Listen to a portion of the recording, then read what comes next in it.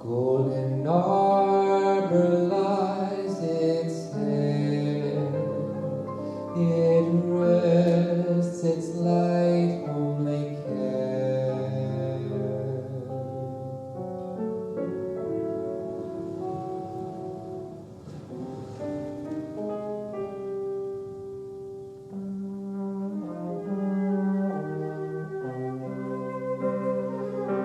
Be still, wonder and rise before the seasons fly. Humble as its start may be, in tandem speaks its ancient heart. Still wonder and rise before the seasons fly.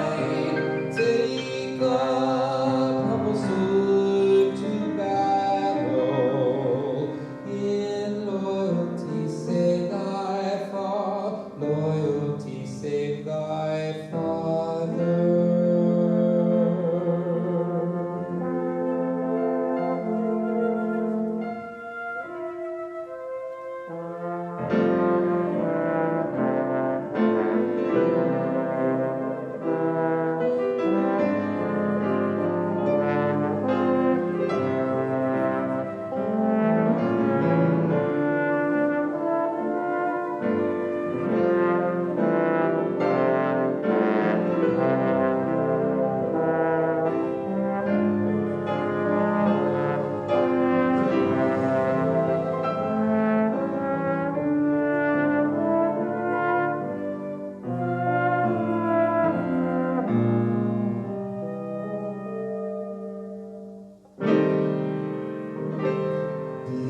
Beyond our heavy sphere, fierce warrior, should you find yourself there, elemental guides ring for thee, both on land and on the coarsest sea.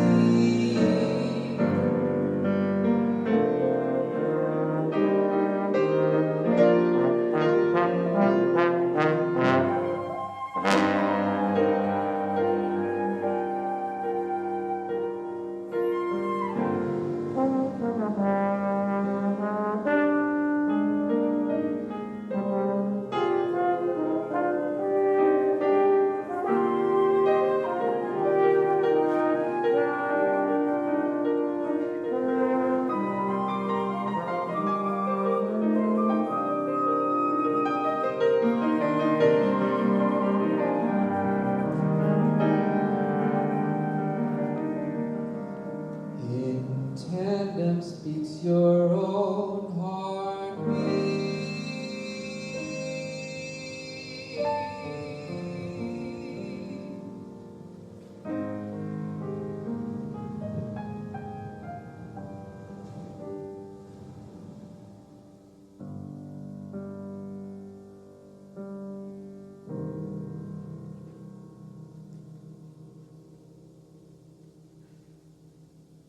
8 days. It had been 8 days instead of the promised 5 on the open sea.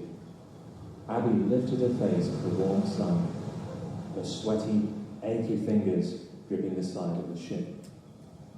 She was already 3 days late and couldn't spare another moment.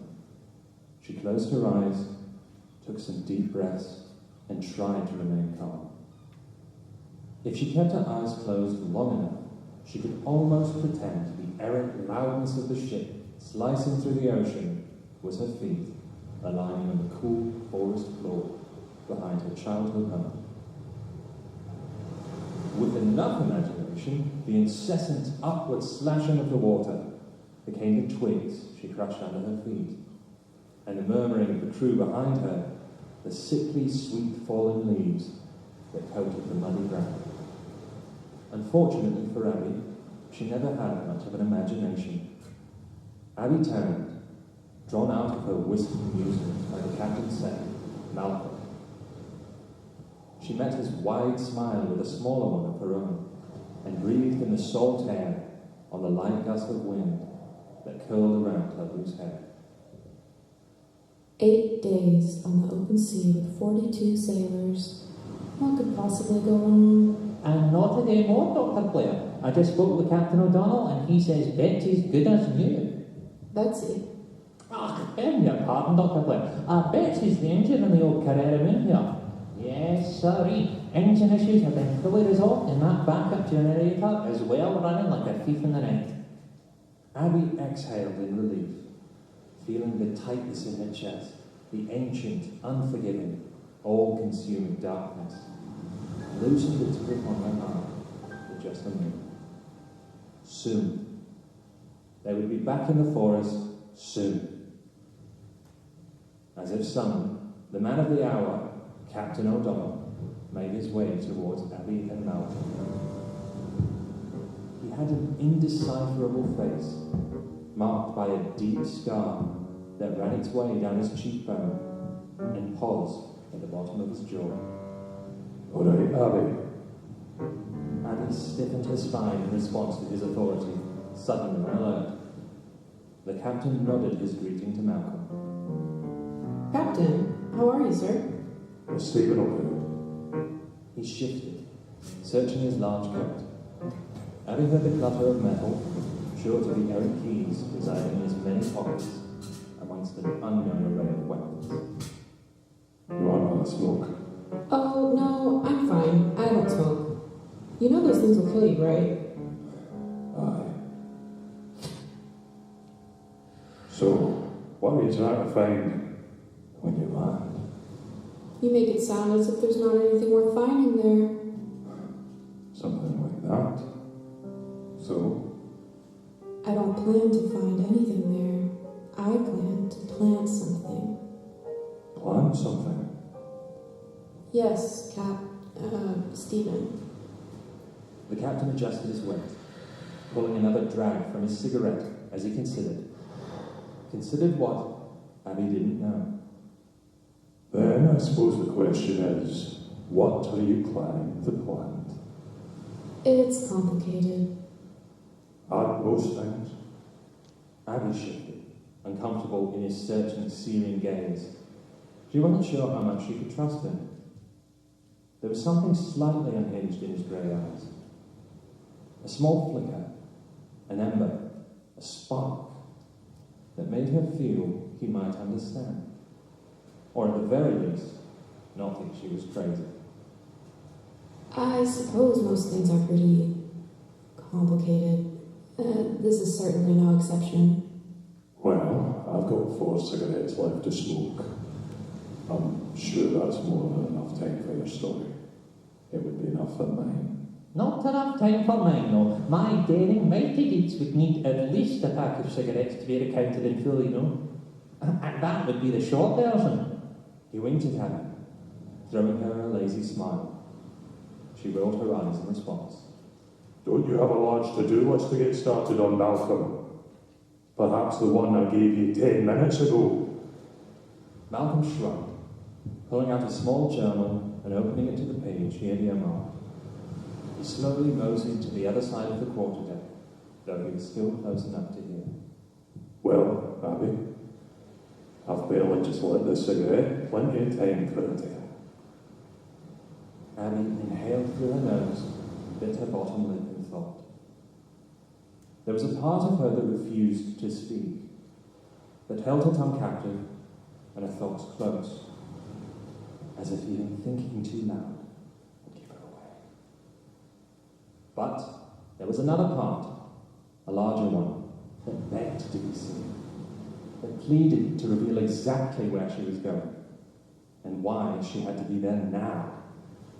The captain seemed trustworthy enough, at least for a stranger, and despite her usual closed-off self, she decided to tell him why she was returning to the forest, a tale she had never told anyone. There's a place where I grew up.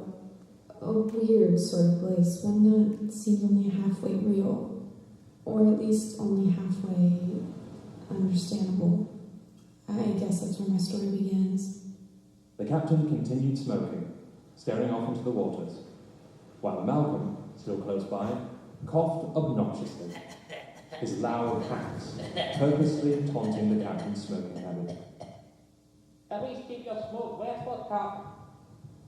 Ignoring him, the captain held Abby's gaze steady, silently beseeching her to start her story. She took a deep breath, and throwing caution to the wind, started from the beginning. I grew up isolated in a small seaside home with my mother, and until I was 10, my father. Behind the house, there were the woods. I loved the woods, and I would frequent them often as a child. I would spend my days playing make-believe with fairies, building them homes out of leaves and acorns, picking berries for preserves, cooling off in the babbling brook. Things were good then. Easy, simple. Mother and father were happy, and I was a pleasant child. One day, my father and I set off for one of our routine camping trips. We had our usual spot, but for some reason my father decided to go off-trail. Said he had found a new camping spot, better than our old one with fresher berries and a smoother climate, or something along those lines. He took off uncharacteristically quickly, and I struggled behind, barely keeping up with my pack and supplies. We trekked much farther than I had ever gone before. The sun began its descent, and then there was a sort of shift. The trees seemed to stretch, branches moving wildly, uncontrollably, and the leaves, usually so syrupy, turned bitter as they dropped, hitting the ground that stank of decay. I still remember the snapping of the dead twigs at my feet, so abrasive against the night, and how the wind howled at my front as if warning, no, pleading me to turn around. It had been a summer night, but the wind that greeted us was one of the fiercest winter. I knew we were lost, and I knew we were no longer in the woods, but in a forest. An unforgiving forest. No matter how hard I cried out to my father, he didn't stop moving. He was a man propelled forward, and all I could do was follow, begging him at his back to stop, to turn around, to head home. And then, he disappeared. I remember how I called out to him. Father? Father? Father, where are you? Where did you go? Father?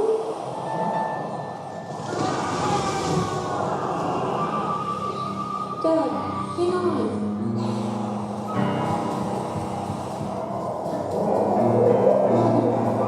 Lucy, don't come any closer. What's happening? The ship lurched, bringing Abby out of her tail and back to the present. The sun was higher in the sky still, its warmth almost mocking against the cold backdrop of her memories, which now seemed eerily pleasant. Despite the warm, floaty breeze, she felt chilled, and absent-mindedly rubbed her arms.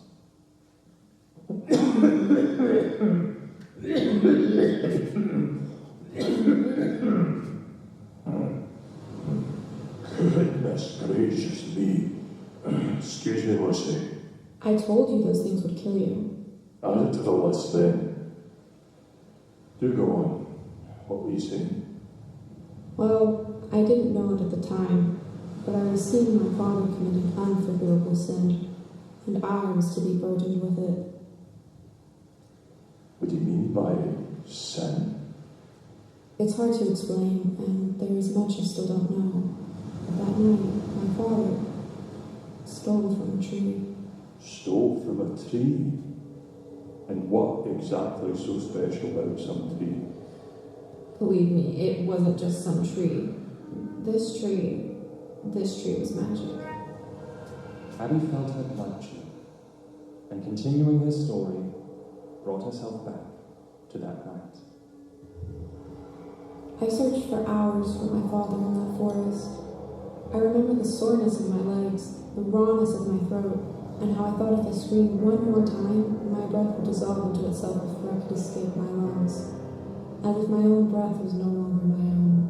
Then, by some sort of miracle, small patches of fire began to appear appear on the ground in a line, as if outlining a path. The tiny flames grew in intensity with each one I passed, and I swore I heard a muttering voice calling to me, urging me to follow.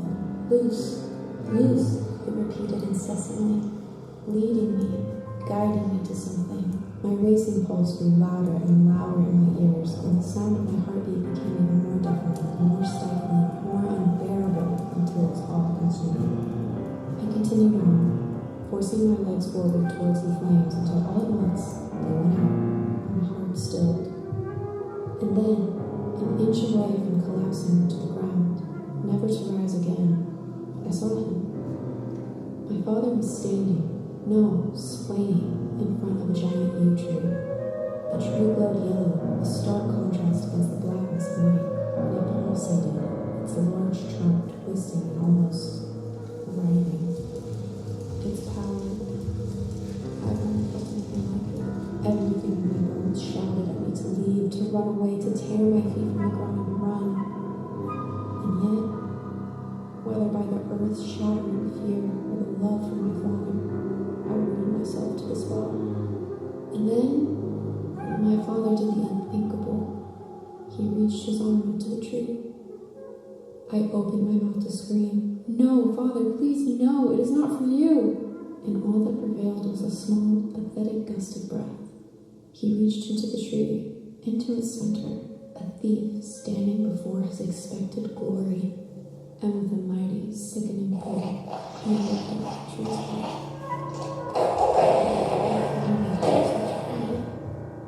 I hope I never do again. The very earth seemed to halt its rotation, and the fierce winter wind, my twisted companion, disappeared at once, as if it had run away.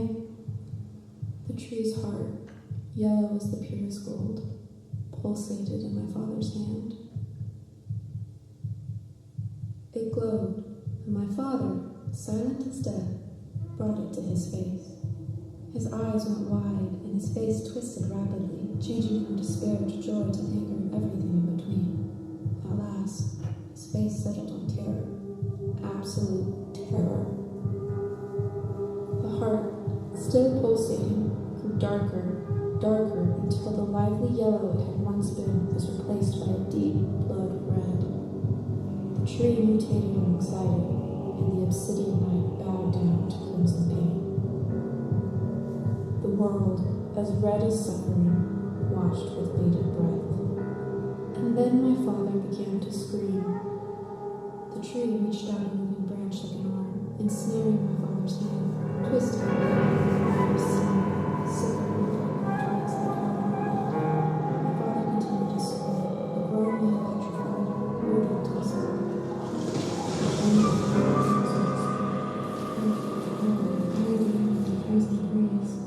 If I hadn't already been frozen to the spot, I would have been then. My father twirled his head around, eyes wide, his hands still snared. At last, I was able to speak, his voice surrounded. He put a hand towards something. He could not see. Move on. I'm sorry. Silence, Calvin. You are fighting to magic into the power. Remember that your power is her power, and without it, you are just like any other man. Yes, I know. Please, please forgive me.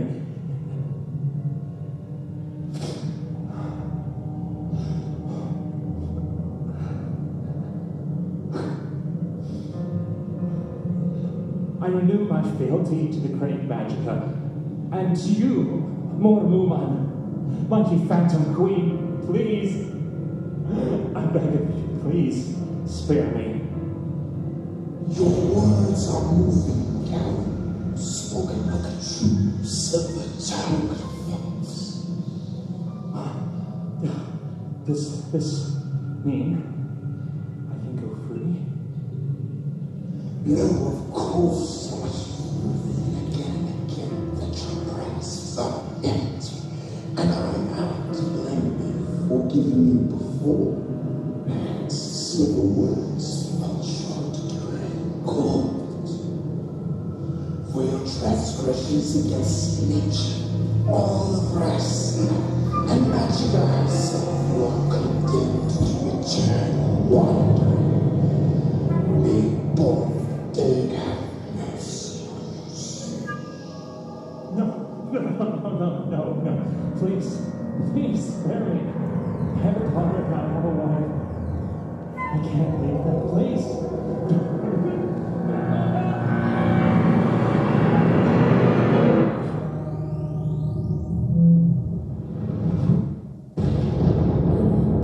He was gone, and the tree was yellow, the night was black, and the moon was bright. I knew then I had one chance to speak, one chance to ask about my father, to see if I could save him, to know where he had been exiled. I lifted my head and spoke to the wind. Father? Where is he? I am sorry, dear girl. Your father must serve his penance. This is the way it must be. But what did he do? That now lies between him and God. It may be best if you do not know. But as his daughter, as his one true heir, I will make this kindness. Take this seed and plant it inside the yew tree here in 20 winters. Should you seek to plant it, then you may ask him for the truth yourself.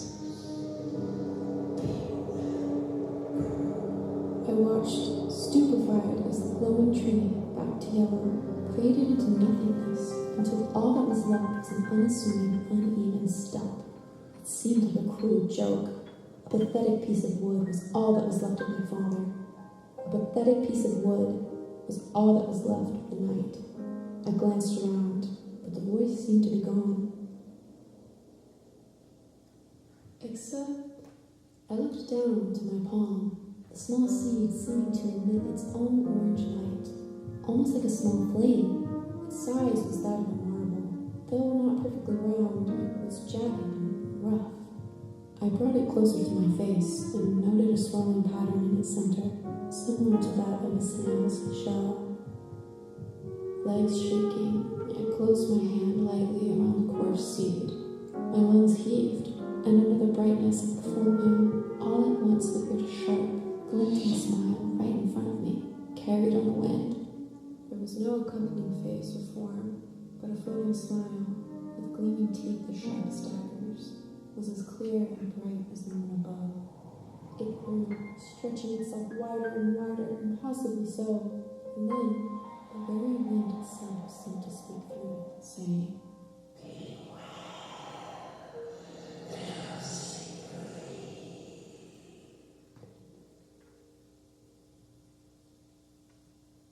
As if released, my legs collapsed, and I wailed until my throat was raw.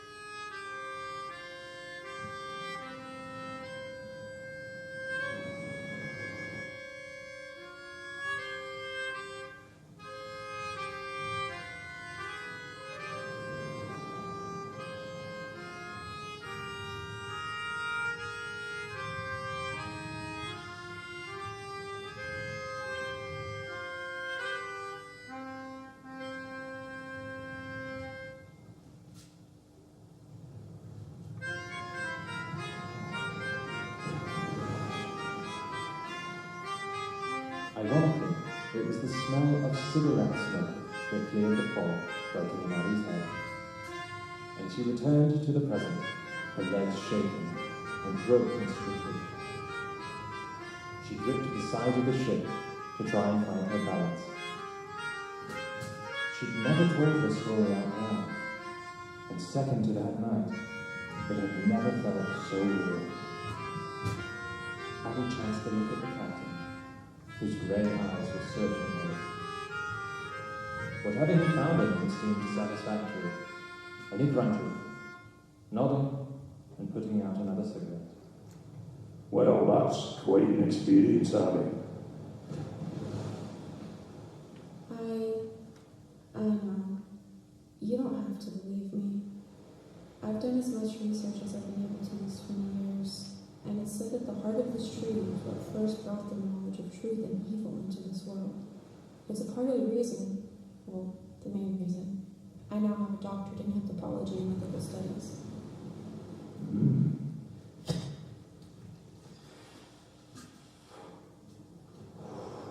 You don't say. Interesting stuff, that experience.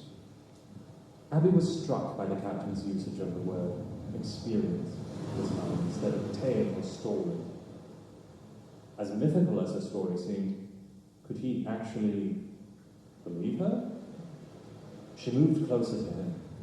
An unfamiliar openness in her chest propelled her to keep speaking. I was skeptical as well, but as I've gleaned from my latest research, the blade of my faith was tempered in the flames of her arrival. At least, that's what I'm sure it was. Flames of arrival? Whose arrival? The triad Mysterium, the Mormona. The whole ship seemed to shudder at her words, slowing down against the water, even though the ocean was smoother than it had ever been yet. The captain shifted uncomfortably, as if noting the change himself, and he put out his last cigarette, less than halfway smoked. A shadow crossed his already taut features, and he met her gaze, the embers in his eyes now a steady flame. Abby shivered. 3 in 1. That's who you're on about. Yes. The Phantom Queen herself had come that night, called by the thievery of my father. And here I am, going somewhere far from there to plant this seed. I must be crazy, out of my mind, I know, but I have to do this. Abby ground her teeth, her stubborn streak rearing its head. Before she could overthink it, she pulled out her most prized possession from her breast pocket, swaddled in cloth. 20 years later, and the seed still seemed alive, resting, glowing, as if waiting for the perfect moment to open its eyes. The captain let out a low whistle, his eyebrows rising in a rare show of expression. Is that it then? The seed? It's much bigger than I pictured that. This is it. And this is what I need to plant tomorrow, in the heart of the stump, exactly 20 years later.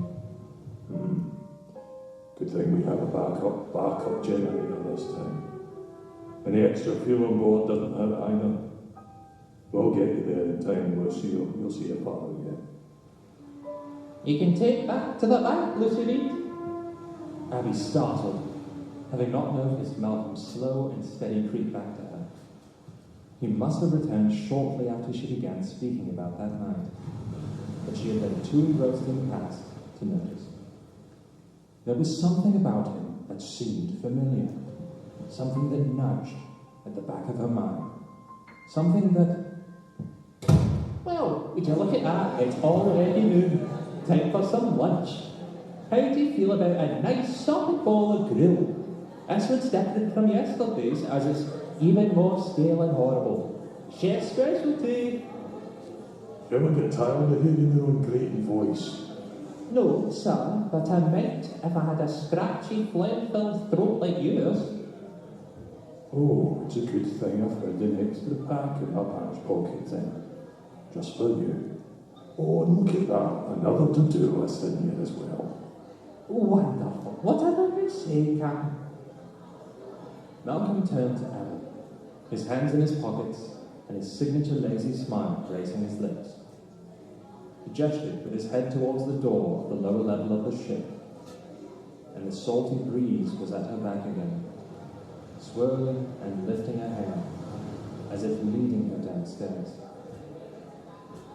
The smell of smoke permeated the air, stronger than before, and she was sure she reeked of it by now. Her stomach grumbled out loud, and Malcolm's smile grew.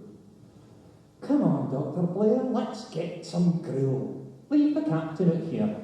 He still has his daily glowering and sulking on his to-do list. You two go on ahead. Malcolm, say grace to me, would you? Sure thing, Cap. How are you not starving, Stephen? I just need a bit more time up here to think. I should like to hear more about this curse after lunch, if that's all right. Are you sure? Aye. So, nothing else is bothering you then? The captain sighed, raising a new cigarette to his lips. Aye, there is one thing. This is truly my last pack of cigarettes. You know those Things things. will kill me.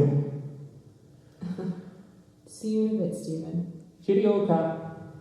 The captain nodded his head, the only indication he'd heard her, already looking out to the sea. Jessel, you call Captain O'Donnell Stephen? I'm not even allowed to do that. At his insistence. Malcolm shook his head, as if in awe. And then, all of a sudden, amongst the breeze still swirling around her head and the hunger in her stomach, she was struck with a sudden realization that stopped her in her tracks halfway across the deck. What her mind had been trying to tell her moments ago. She realized the captain had called her Luce. And then she realized Malcolm had called her Lucy Reed. The captain and Malcolm, they had called her by her real name, her family name. How could they possibly know? Unless shock flooded her body, and in her rising alarm, she noted that they had also said her name with a startling familiarity, as if they had known her for many years, or as if she had heard them say it before. But no, it couldn't be. Her mind went into a frenzy, calculating, untying bits of interaction. She turned her head towards Malcolm, looking at him straight on as he walked across the deck, as if really seeing him for the first time. Noticing her sudden absence, he stopped and turned back to look over his shoulder. He tossed her a light smile, and Lucy felt shock rising in her throat. There it was, a shadow of it, but it was there, sure as day. She felt her breathing quicken and her chest constrict, alertness squeezing her heart like a vice. The shift in Malcolm was instantaneously visible, and his gaze turned wild, unkempt, like a raging tempest. He looked around, walking to her, and the once light breeze began to pick up in intensity, now swirling around her in a full-blown wind, pushing her hair out of her face until she could clearly see in front of her. Whatever he saw in her face, the recognition, the realization, the understanding, he knew now that she had put it all together. Malcolm's smile gleamed, his mouth stretching across his face in a wild slash. In a panic, she turned towards the captain, and she slowly backed out from Malcolm. She barely even noticed her hand coming in contact with the ship's icy rail. Captain O'Donnell, Stephen, met her eyes, his own now alight with burning flames, and he tilted his head upwards, exhaling a large cloud of smoke. He brought his cigarette down away from his face, and, mouth somehow still full of smoke, mouthed a single word towards her.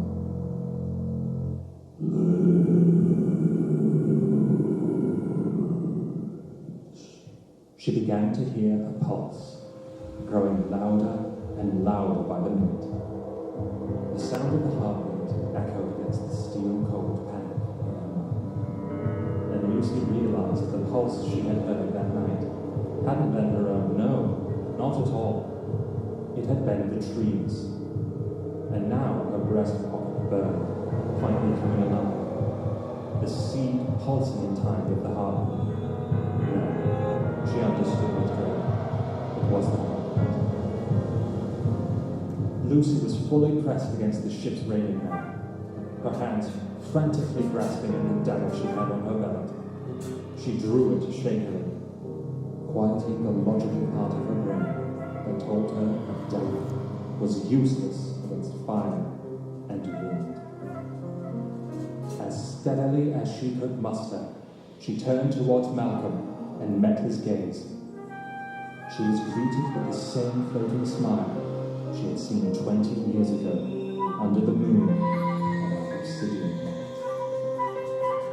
But this time, there was something in this smile she recognized.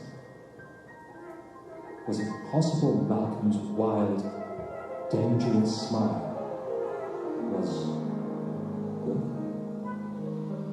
The winter wind, in its soft, unchanged, whispered voice, so at odds with the tempest on deck, asked her a single question.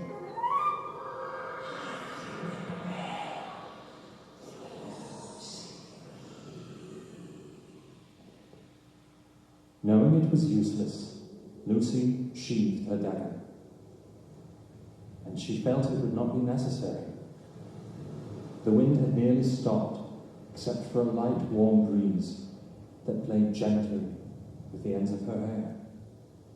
It's been a while, Lucy. Or should I say, talk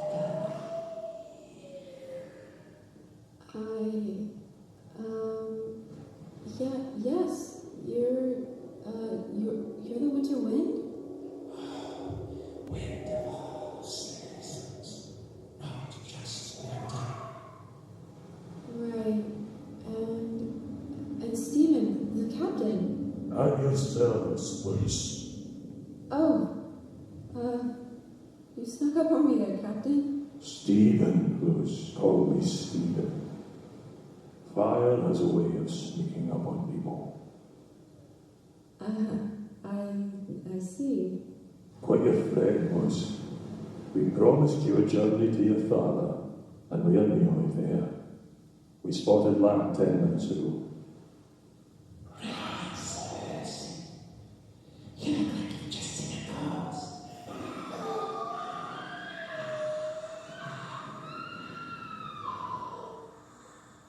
Time to celebrate. You're almost home.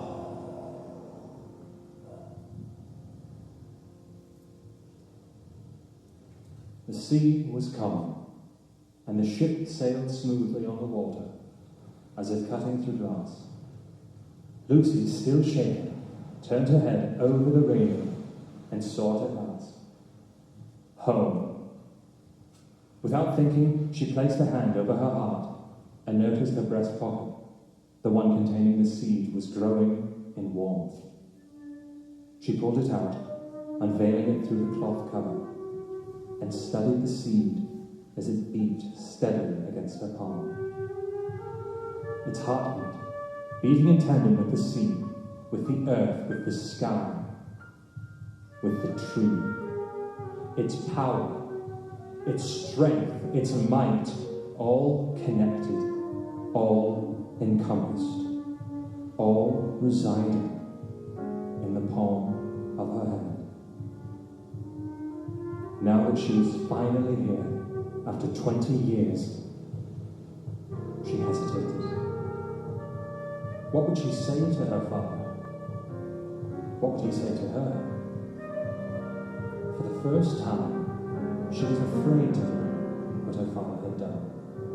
Moa Uman had warned her against the knowledge of this sin. It had always been a question of how she would save her father, not if. Suddenly, with a crack in her chest, she realized she could keep the seed. She could hide it away, break it open, see what was inside. unveil for herself its mighty secrets. Wouldn't be hard. She knew exactly how she'd do it. Just a small incision, right on the edge of the swirls.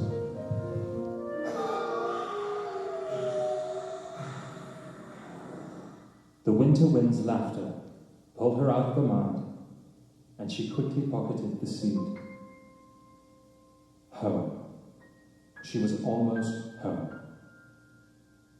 As she neared the shore, the heartbeat in her breast pocket expanded, growing until she couldn't decipher it from her own.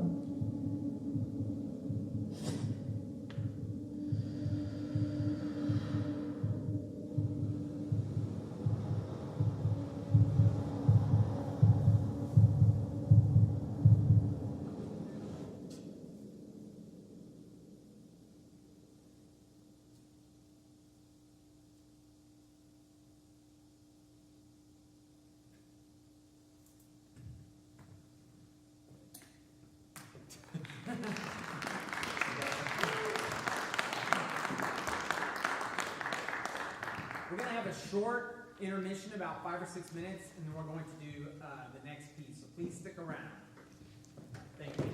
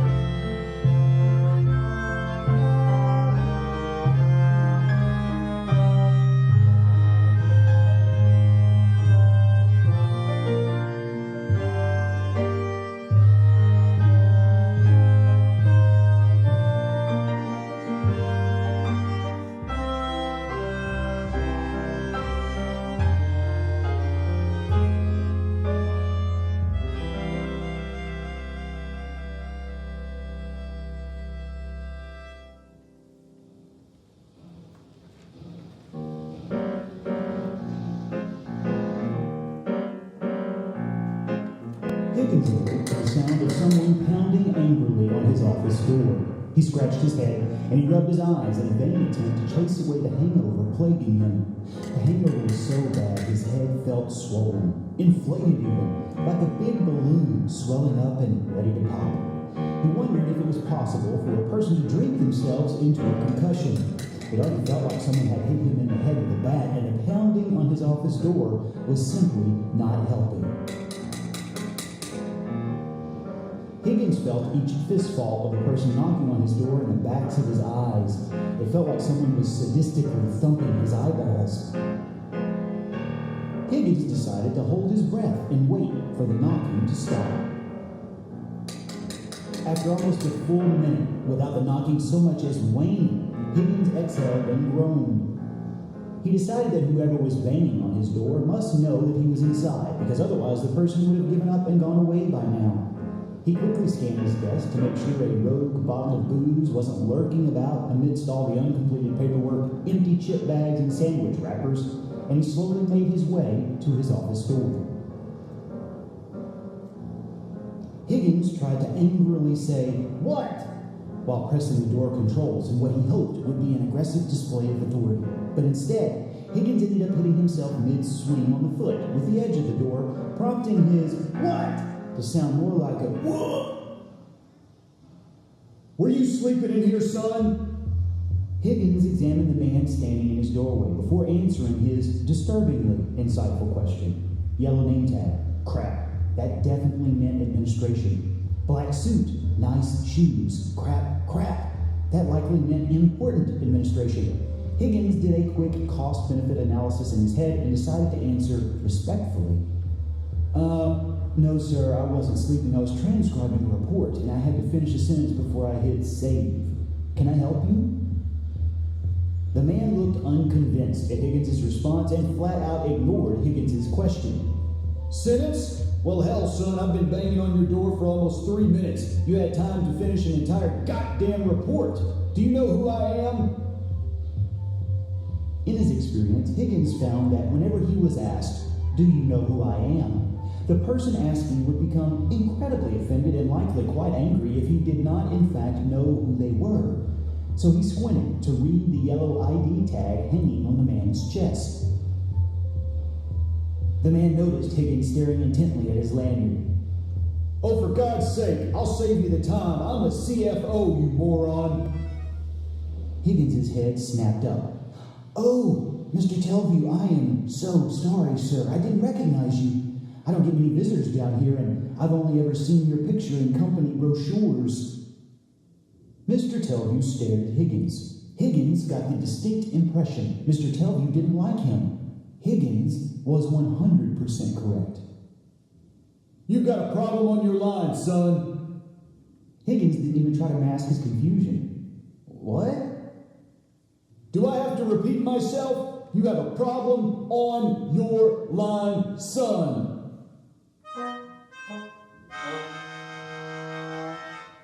"I have personally received calls from major clients complaining about inconsistent products. Some of them are even threatening to pull their accounts if we don't rectify this problem post-haste."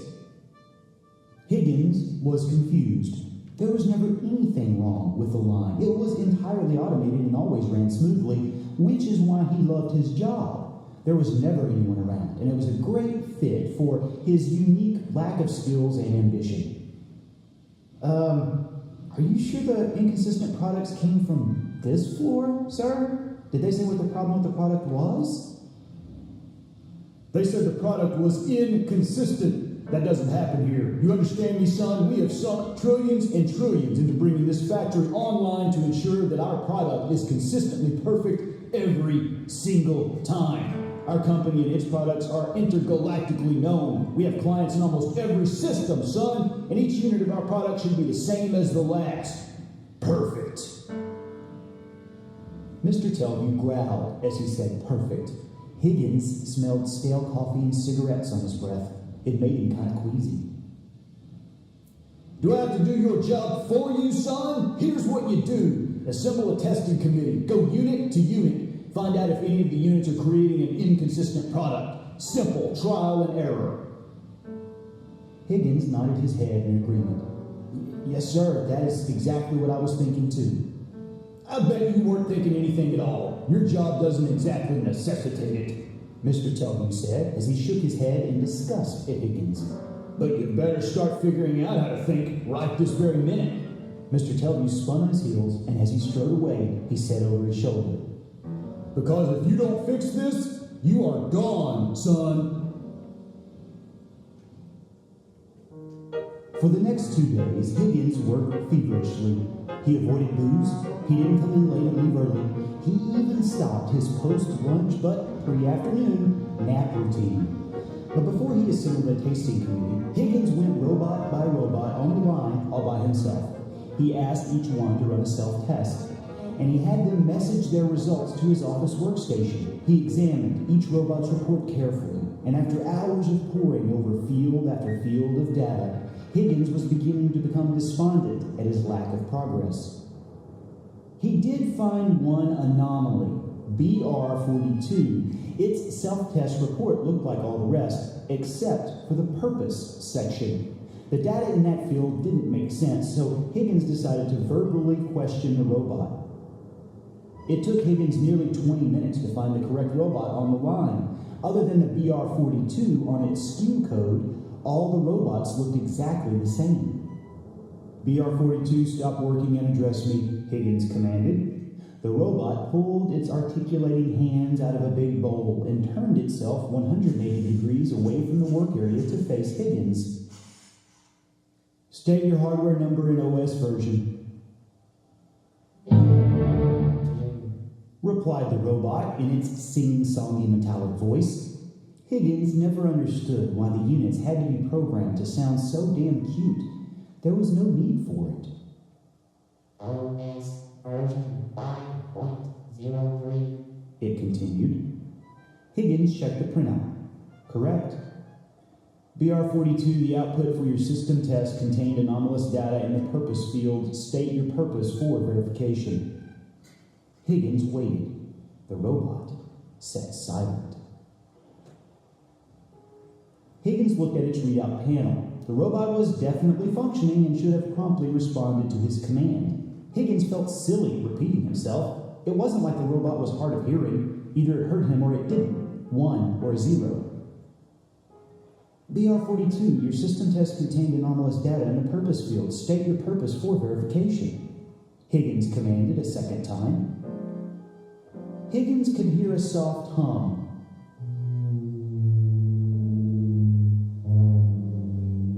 Coming from its speaker. If he didn't know any better, he might have thought the robot was trying to decide what to say. Finally, the robot simply replied, in a quiet, metallic-sounding voice. Higgins looked at his readout. That's what the hard copy said too, iBiscuit. The purpose field was supposed to contain the meticulously tested and aggressively guarded recipe for the famous biscuits the factory made. Each section of the recipe had been tested and retested to maximize flavor and extend perishability. Each biscuit was supposed to be perfectly golden brown and delicious, and more importantly, each biscuit that rolled off the line was supposed to be utterly and absolutely consistent.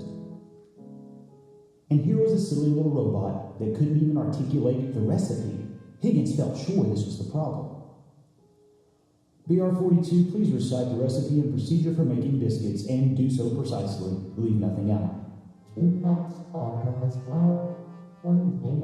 Higgins listened as BR42 parroted off the recipe and procedure for making the company's biscuits. No deviations, no errors.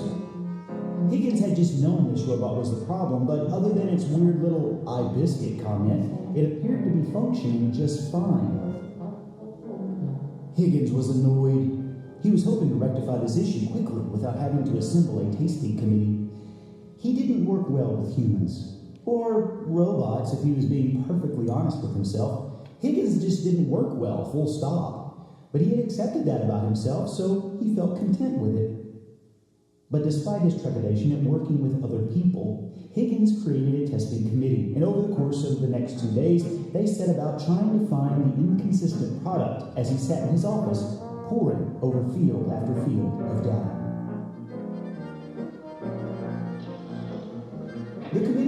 identified the problem and presented him with a report of their findings. Higgins wanted to be sure he understood the report.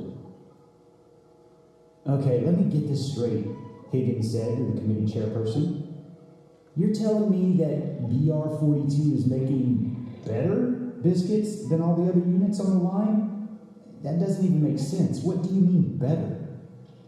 The committee chairwoman looked annoyed. What part of better don't you understand? Its biscuits tasted better. They were more buttery, and the crumb was just a little bit lighter than the other units. More pillowy and luxurious, practically melted in our mouths. BR-42's biscuits might be the best biscuits I've ever tasted. Someone at the committee table fake coughed. The chairperson rolled his eyes and said just a little bit louder, Fine, Frank, they were the best biscuits we've all tasted.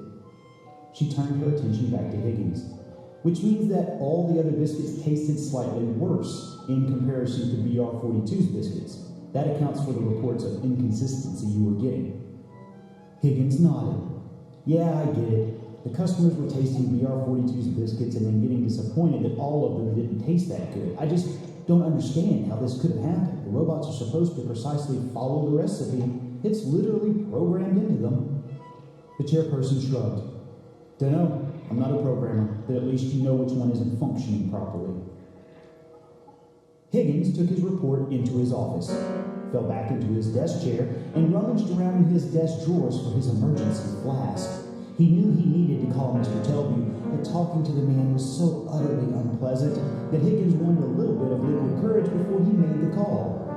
After a couple of long, loving pulls off of his flask, Higgins picked up the phone and punched in the numbers. It rang precisely one time, and then Mr. Telview picked up. Hello? He practically screamed into the phone for no reason. Geez, thought Higgins, the guy sounded annoyed, and Higgins hadn't even said anything yet. Mr. Telview, it's Higgins down on the floor, sir. Well, what? Higgins cleared his throat. Well, sir, I think I found the anomaly. There's a robot that's making a better biscuit. What the hell does that mean? How is one robot's biscuit better than the others? Don't those things make the same biscuit? Wasn't that the entire purpose of going robotic in the first place? Yeah, well, they're supposed to, sir, but this one is apparently doing something different. We're not sure why it's doing it or why it started doing it. Well, reprogram the stupid thing, son. Mr. Telview barked. Higgins hated trying to explain technology to administrators. They never understood anything. Well, you see, sir, robots don't work like that. Higgins searched for a word so as not to confuse Mr. Telview and prompt more questions. See, after its, brain, for lack of a better word, is spun up, it can't be shut down. These things aren't like light switches that have an off position. That's just the intrinsic nature of how these robots are designed. We just kind of have to scrap that whole unit. Mr. Telview remained silent for a few moments. Higgins could hear the CFO mumbling to himself and what sounded like fingers smashing the keys of an ancient calculator. Mr. Telview finally responded. Ran the numbers. Trash it. Higgins was more than happy to follow Mr. Telview's command if it meant he could go back to sitting in his office in peace. So Higgins walked back down to the floor and found BR-42. BR-42, stop working, disengage yourself from the line, and follow me. The robot kept kneading the dough in its stainless steel work bowl. It was also making a weird sound. It almost sounded like the biscuit-making robot was whistling a tune. Higgins repeated himself, but this time he invoked the second law. BR-42, stop working, disengage yourself from the line and follow me. According to the second law, you must obey. The robot stopped kneading the dough, and then, inexplicably, in its sing-songy metallic voice, BR-42 said, Higgins didn't understand what was happening. These robots were all wrong. They were not heuristic. Their programming even contained objects designed specifically to prevent the unit from learning. So its remark made no sense. "Follow me, BR-42. Higgins watched as BR-42 detached itself from the conveyor system and deployed its wheels. The robot moved slowly and meticulously. It almost seemed rather sad. But Higgins knew that was impossible. "Follow me." Higgins walked from the floor towards elevators that led to the factory's basement. He was relieved when he heard BR-42 following him.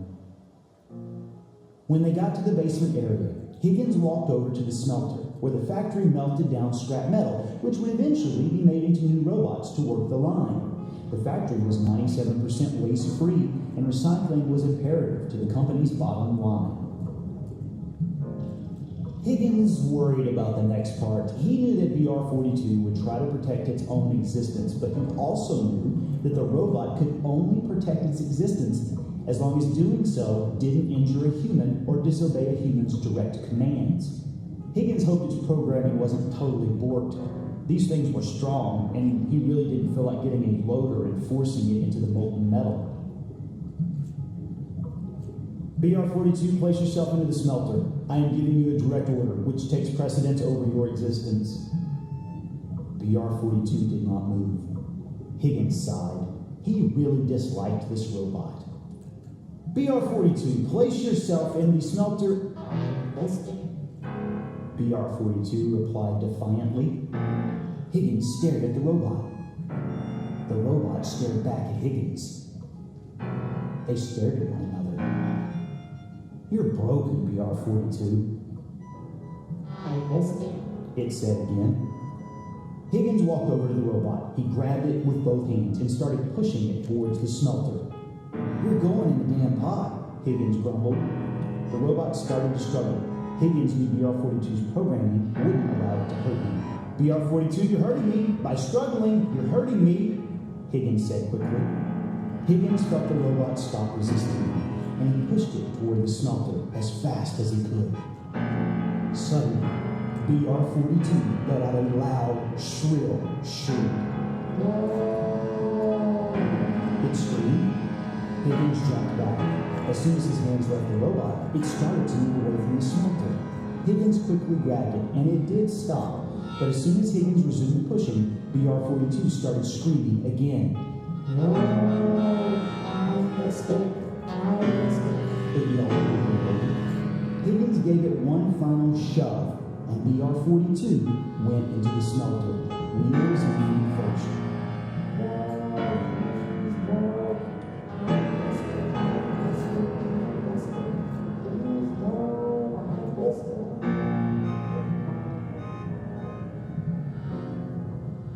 Its screams echoed across the basement as it sank into the smelter. The bottom of the unit caught on fire from the white, hot heat of the molten metal. Higgins watched as the weird little biscuit-making robot slowly melted down, and it screamed the entire time. Higgins couldn't understand how its programming had gotten so screwed up. As the fire slowly made its way up the sides of BR-42, it kept repeating, over and over, like a mantra, or maybe a prayer, until finally the voice synthesizer began to melt. BR-42 got out one last quiet, and then it went silent for the last time. Higgins stared at the pot as the rest of the robot melted down. He was thankful he didn't have to use one of the loaders to push it in. He wasn't sure if he even remembered how to run one of them. After the last bubbles and burps in the smelting pot stopped, Higgins felt satisfied that BR-42 was gone, so he made his way back up to the factory floor. Higgins hoped that Mr. Telview would go back to forgetting about him and his floor of biscuit-making robots after all of this. Higgins loved his job. Or rather, Higgins loved the fact that his job afforded him the opportunity to be paid for doing very little. And he certainly didn't want to lose his job over a malfunctioning robot.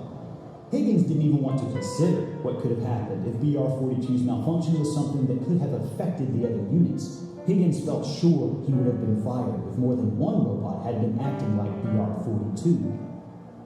Higgins went over to the line and went over to BR-42's empty workspace to start cleaning up in preparation for its replacement robot. He threw out the dough that BR-42 had been working. It looked like BR-42 had just started cutting the butter into the flour. Shame to waste materials, Higgins thought, but better safe than sorry. As Higgins finished cleaning up BR-42's former workstation and tossed out all the materials the robot had touched, he noticed that a batch of BR-42's biscuits were just coming out of the oven. Higgins found some gloves and took the massive sheet pan on a workbench. The biscuits did look really good, he had to admit to himself. He gingerly picked one up. It was still quite hot. He quickly broke it in two, and he watched as steam slowly wafted out of the pillowy, buttery biscuit. The crumb was light and golden, like morning sunshine caressing a ball of cotton. He took a big bite, and as he slowly chewed and savored it, he realized that BR-42 did indeed make the best biscuits he had ever tasted.